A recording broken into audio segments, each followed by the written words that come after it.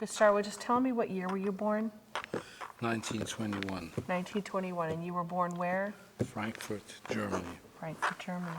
Okay. Tell me a little bit about growing up in Germany. Well, I was born into a middle class, upper middle class Jewish family in Frankfurt. My father was a businessman. He died at a rather young age, when I was only 9.5 years old. And from then on, my younger brother, Werner, and my mother emigrated to the United States in 1939. And uncle gave us the necessary affidavits. And so we came to the U.S. in '39 in June, just a few weeks before the war broke out. Tell me a little bit about growing up in Germany. Do you have memories of anti-Semitism growing up? Yes. Well, of course, things started to get really bad in Germany for Jews after the Nazis came to power in 1933. And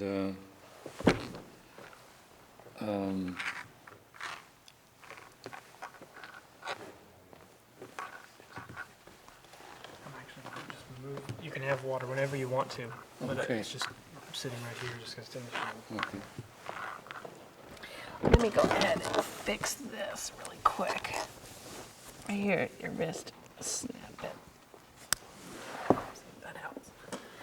Okay. It just, the noise from the snap might drown you out. I don't want you to do that. Yeah. So I went to school in Germany until from starting in 1927 and leaving school in 1937. I worked as an apprentice in an export business for costume jewelry. And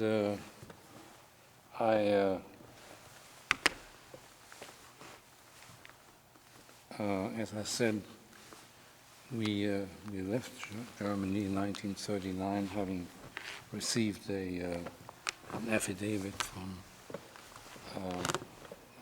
my uncle, and we came to the United States in June of 1939, and I've lived here ever since.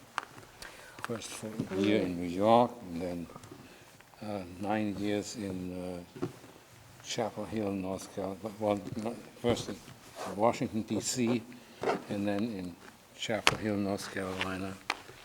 And from there, I came to Nashville with my wife and children in 1964, I guess it was.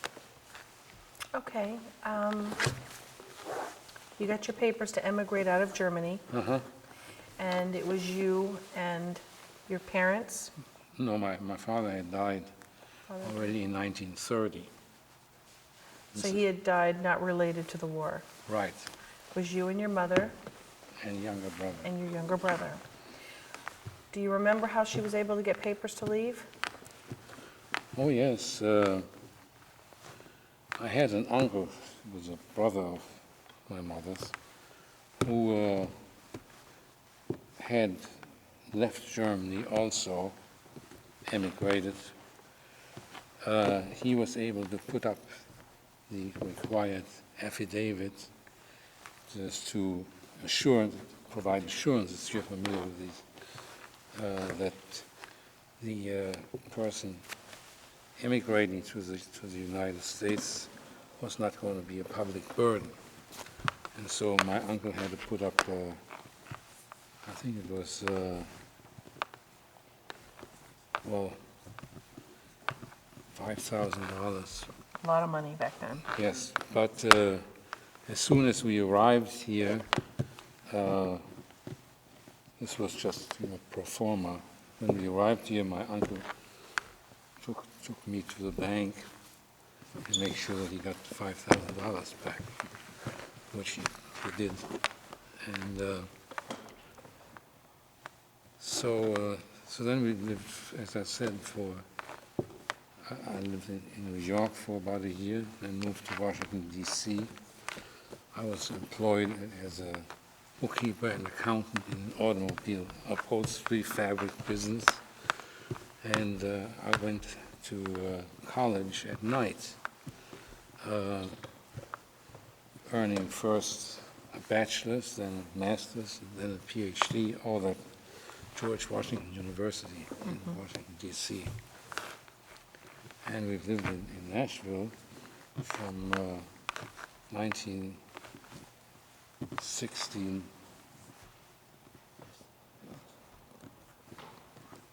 I don't have the dates right now. It's okay. Tell me about the transport here. Tell me about what that was like. Did you really have an idea of what was happening? Well, we were not part of a transport. We were on our own. And my mother was with me and my younger brother, so that just the three of us. Did you know what you were running away from? Oh, Did you have any idea? I mean, did you have any idea at that time the magnitude of what was about to happen? Had you heard rumors about what was happening? Sure, one could hardly escape knowing about the developments in the more recent years after the Nazis came to power, 1933.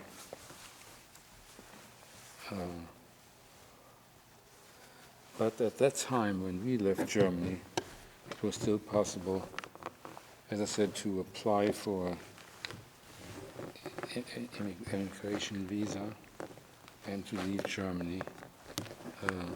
Couldn't take anything with you except your personal belongings. We had a lift van with furniture and all sorts of things, which were supposed to follow us. It was supposed to be shipped to us in the States. Of course, we're talking about June 1939. The lift van never came because the war broke out in September. And so we really were very lucky to be able to get out. There's another survivor who left right before Kristallnacht and said she suffers from tremendous guilt when she meets up with other survivors who didn't make it out. Do you feel that way?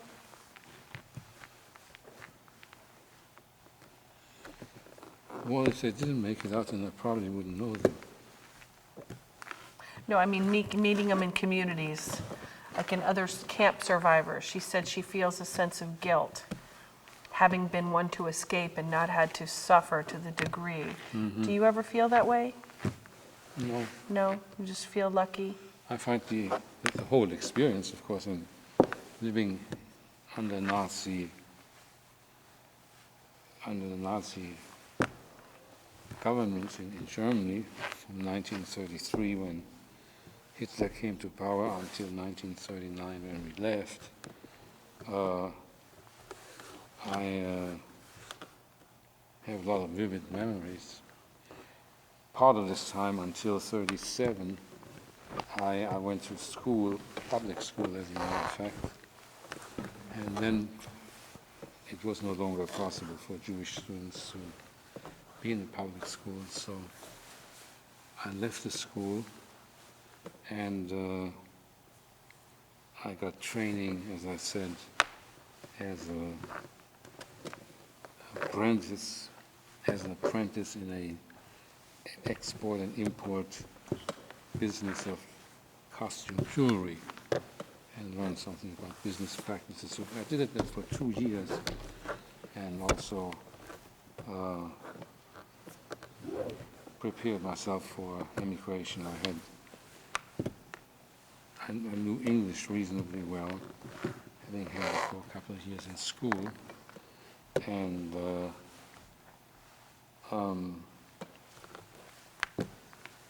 I also studied Spanish. There was a possibility that we might immigrate to some South American country, but that didn't come to pass. So I've lived in the United States ever since we landed in 1939.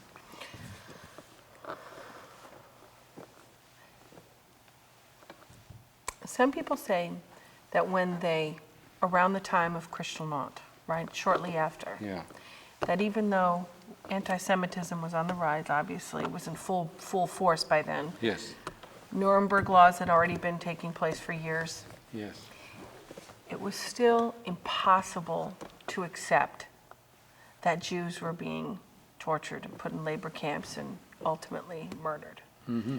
Do you remember feeling that things were getting horrible, but it couldn't possibly be what it became? Do you remember ever feeling any of that? Well, I was 17 years old at the time I left Germany, and I don't think anyone had the slightest notion how this would end up. People were still able to emigrate to different countries, United States, of course, and several other countries.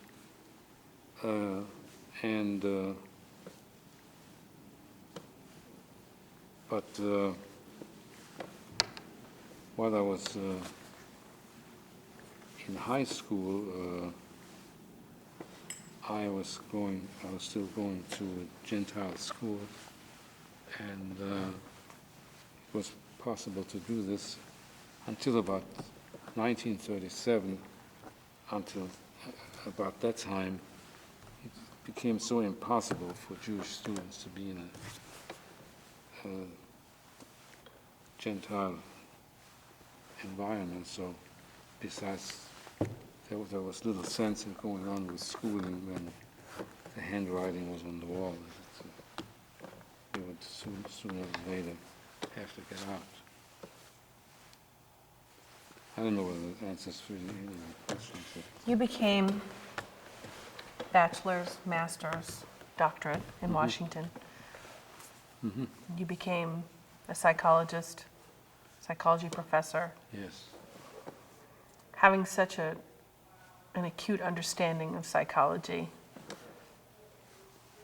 from that standpoint, how do you explain to your students or your children, or in speeches to campuses, how do you explain that level of mayhem and murder and hate? Yeah, that's hard to fathom. But of course, a great deal has been written about that period by survivors and others. So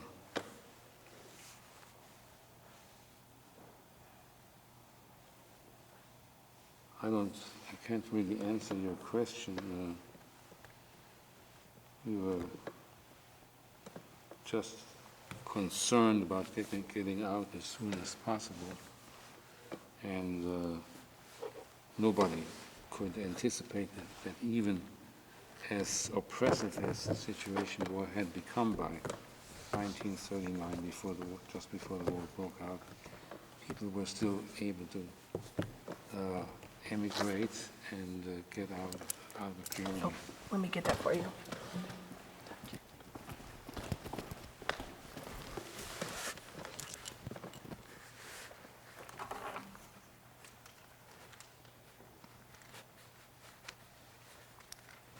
going to slide you in, sir. It's too comfortable. Okay. There you go.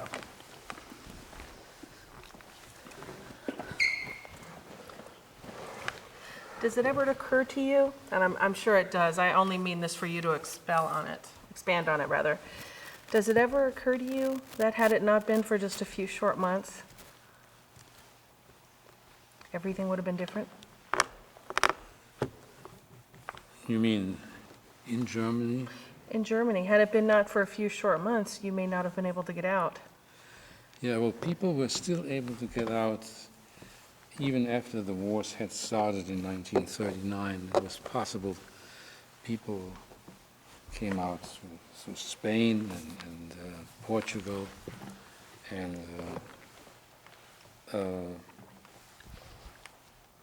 so it was still possible.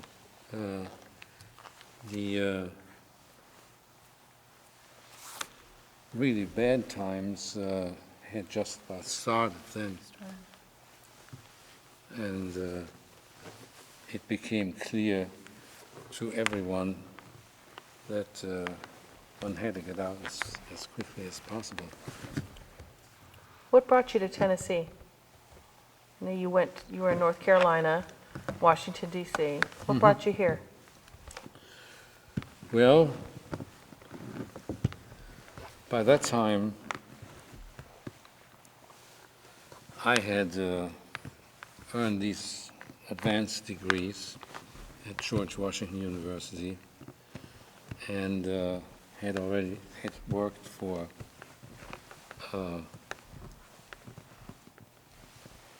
7 years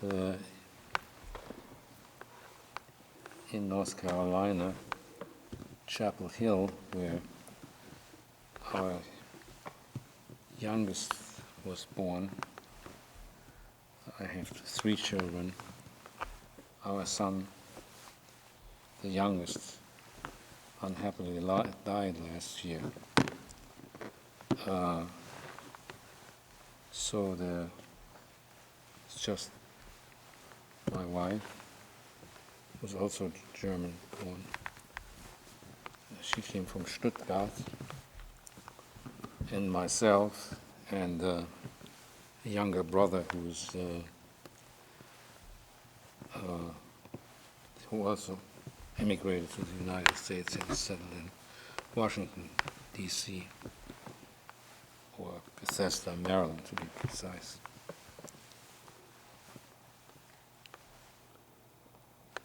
Did you ever talk to your students about your experience? Or did you ever relate it to your in courses?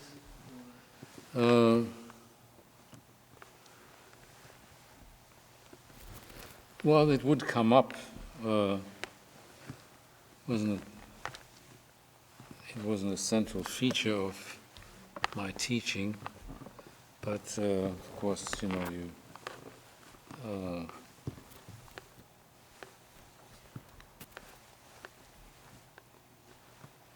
you talk to people, and so memories from the past come up. So you came to Nashville to teach? Yeah, I had a professorship at the University of North Carolina in Chapel Hill, and was there for 7 years, and then I was offered a professorship at Vanderbilt University in Nashville, and the offer was too good to turn down, so my mother, my younger brother, and myself moved over from North Carolina to Nashville. Okay. Dr. Strupp, I really appreciate you coming out to talk to us. It was an honor to have you share this with us. Well, I should tell you that when I retired from academia, I left with the title of Distinguished Professor of Psychology Emeritus. And I did more extensive interview. Well, both my wife and I participated in this Spielberg project. Right. And so she was interviewed for half a day, and I was interviewed for half a day. And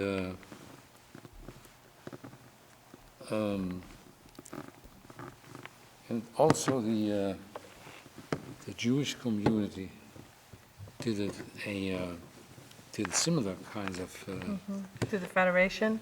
yeah. You're right. So we participated in that. Well, it's wonderful. So Well, we are honored that you chose to do it again with us.